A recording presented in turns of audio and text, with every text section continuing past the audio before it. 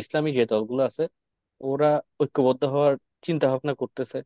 হইতে পারবে নাকি জানি না, আহ কতটুকু হইতে পারবে, কারণ বাট ঐক্যবদ্ধ আমি হইলে মনে হইলে করি তাদেরকে তোমার এক- এই জামাত ইসলামীর জনপ্রিয়তা অনেক বাড়ছে আগে থেকে। আর এখন যিনি এই আমির আছে উনি কিন্তু খুব জামাতে ইসলামের স্পষ্ট আমি স্পষ্ট কিন্তু বক্তব্য দেয়, একদম ক্লিয়ার। ওনার প্রত্যেকটা লাইন, উনি যে প্রত্যেকটা লাইন। ডেলিভারি গুলো দেয় প্রত্যেকটা লাইন খুবই মিনিংফুল, খুবই এফেক্টিভ। হ্যাঁ, আর মানে মানুষের মনে টাচ করবে হ্যাঁ, এরকম। কাজ করবে খুব সুন্দর একটাও করে। বাক্য কথা বলে না মানে বাক্য কথা বলে না। আমি তো আর বিতর্কিত কোনো কথা নাই, এখানে খুব শুকনো ভাবে বলে। বিতর্ক- খুব। আমি তো ওনাকে চিনতাম না। আমি এই যে আওয়ামী লীগ সরকার পতনের পরে উনি তো লাইমলাইট আছে, আগে তো কখন দেখিও নাই। না ঠিক না, আছে। কেন দেখবা না? তো উনি দেখবা কোত্থেকে? তুমি ওনার তো বেশিরভাগ না টাইম আমি দেখি জেলে নাই জেলে বলতে, জেলে না রাখছে, যে তুমি দেখবা হ্যাঁ, কোথায়? জেলে জেলে ছিল, এমনি বাইরেও ছিল, আন্ডারগ্রাউন্ডে ছিল আর কি।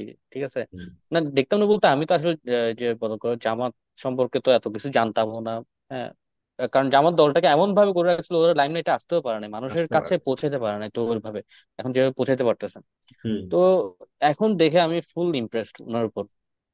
মানে হ্যাঁ, উনি ওদের যেভাবে ওদের কথা বলেন, আর ওনার ওদের বয়স নাকি 76, 76 জনপ্রিয় বছর। অনেক বাড়ছে। এবং 76 বছর ঠিক আছে, কিন্তু উনি বলছে আমি যুবক। ওনাদের হ্যাঁ আমি যুবক। আর ওদের উদ্দেশ্য বলছে আর উনি কি। 76 বছর বয়সে দেখো, একবার সিলেটে যাচ্ছে, একবার ফেনীতে যাচ্ছে, একবার কুমিল্লা হুম। যাচ্ছে, ট্রান নিয়ে নিয়ে এদিকে এদিকে ঘুরতেছে। না, তুমি উনি কিন্তু মানে আগেও আগেও করছে, কল্পনা আগেও করতে পারো? ত্রাণ এরকম বন্যার হ্যাঁ মধ্যে আগেও আগেও নাকি নামছিল। করছে। হ্যাঁ, কিন্তু হ্যাঁ। ওইটা চোখে পড়ে নাই মানুষের, বা স্বাধীনভাবে করতে পারে নাই। আর বেশিরভাগ হম হম সময় হম। ওনাকে জেলে রাখা হয়েছে। উনি দায়িত্ব নিয়েছে মোটামুটি চার, আমার মনে হয় দুইবার 4-5, এবার এবার পর্যন্ত দুইবার দায়িত্বে আছে। না 4-5 বছর হয়ে গেছে, মানে ওনার সময়টা হ্যাঁ চার বলতেছি। পাঁচ বছর হয়ে চার গেছে তো। চার ওদের বছর হচ্ছে 4-5 বছর তোমার হয়ে দুই গেছে। বছর নাকি 3 বছর মনে হয়, একবার আমির হইলে 2-3 বছর পর আবার হ্যাঁ মানে ইয়া হয়। হ্যাঁ, তো একবার করছে এখন আর কি আবার। আচ্ছা, ওনার তুমি ওদের একটা পেজ আছে জামাতে হুম। ইসলামী, এরকম একটা পেজ আছে ওখানে। ওরা দুইবার তোমার, উনি জামাতের আমির হওয়ার পরে শপথ গ্রহণ করছিল। তুমি হুম। ওনার শপথ গুলো দেখিও।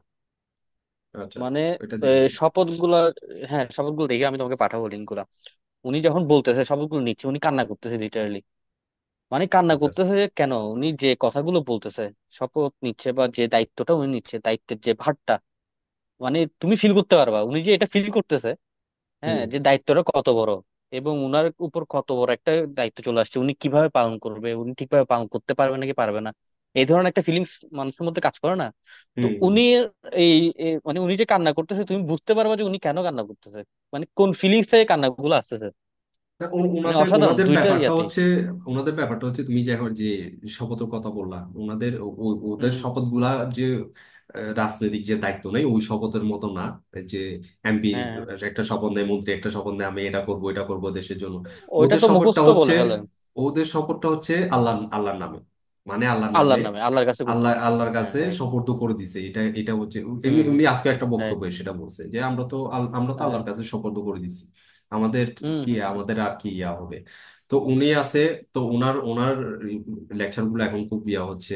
এরপরে তারপর হম হম। আরেকজনকে তুমি চিনো কিনা, আগে সেক্রেটারি যে ছিল এই ছাত্র শিবিরের, ওনার নাম হচ্ছে হম। তোমার ডক্টর শফিকুল ইসলাম মাসুদ। আচ্ছা হ্যাঁ উনি হ্যাঁ হ্যাঁ হ্যাঁ হ্যাঁ। লম্বা করে, ওনাকেও দেখা যাচ্ছে। হ্যাঁ হ্যাঁ লম্বা হ্যাঁ। লম্বা করে, একদম উনিও সিম্পল গেট আপ, তোমার পাঞ্জাবি পরে একদম সিম্পল ইয়া গেট করে। আপ। হ্যাঁ হ্যাঁ আর হ্যাঁ। উনিও অনেক নির্যাতিত। উনি অনেক প্রায় 3-4 বছর ওনাকে আটকে রাখছিল।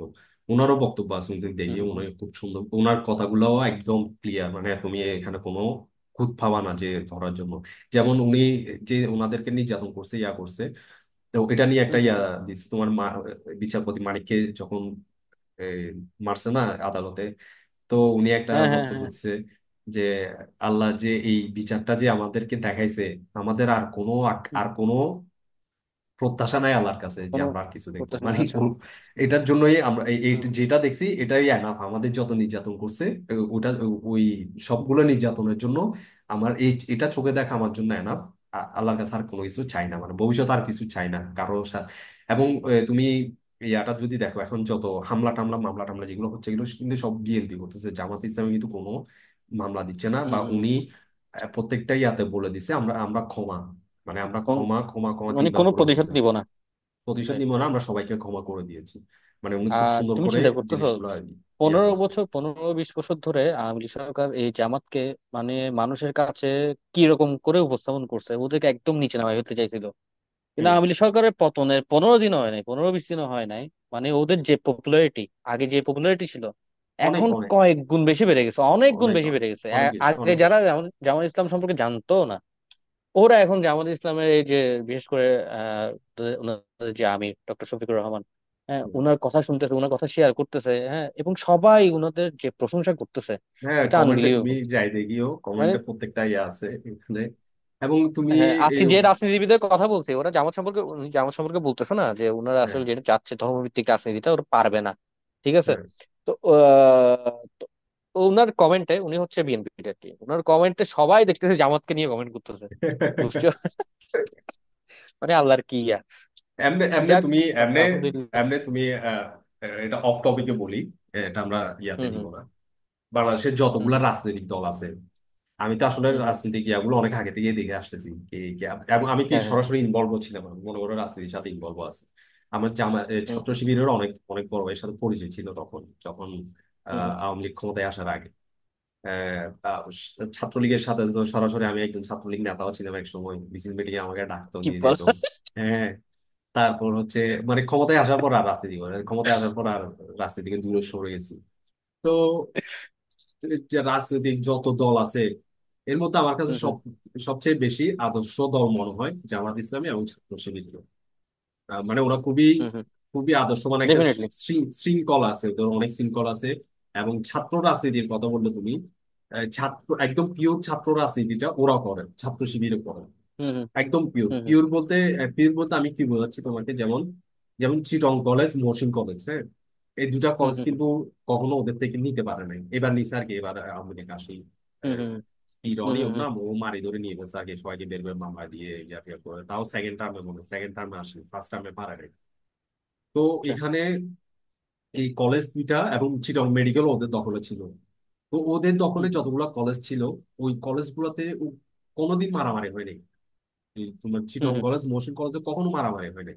মারামারি না হওয়ার কারণ হুম হচ্ছে, ওখানে তুমি যেই যাক, তুমি যদি কখনো ওই কলেজগুলোতে ঢুকো, তোমার কিন্তু ডাকাবে সে, মানে হুম এই হুম, ছাত্র শিবির যারা আছে ওরা ডাকাবে, ডেকে আচ্ছা বলবে যে, আচ্ছা, মানে তুমি গার্ডিয়ানকে জিজ্ঞেস করবে যে আপনি কি কাউকে দিতে আসছেন, মানে কার কাছে হুম আসছেন। হুম বা তুমি যদি বলো আমি বন্ধুর সাথে আসছি, তো বলবে যে আচ্ছা বন্ধুকে ডাকো।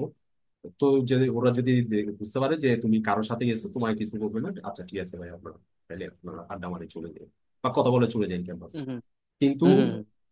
ওরা বাইরের কেউ ঢুকতে পারতো না এখানে, মানে ছাত্র ছাড়া বহিরাগত বহিরাগত কেউ কেউ ঢুকতো না। ঢুকতেই পারতো না। তোমার তো রাজনীতি করা তো অনেক হুম হুম দূরের কথা, ওরা ওদের হুম হুম আন্ডারে যে এবং এই চিটং কলেজ, মহেশখালী কলেজের একটা ইয়া ছিল তখন, ছাত্র ছাত্রী একসাথে বসতে পারবে না ওখানে।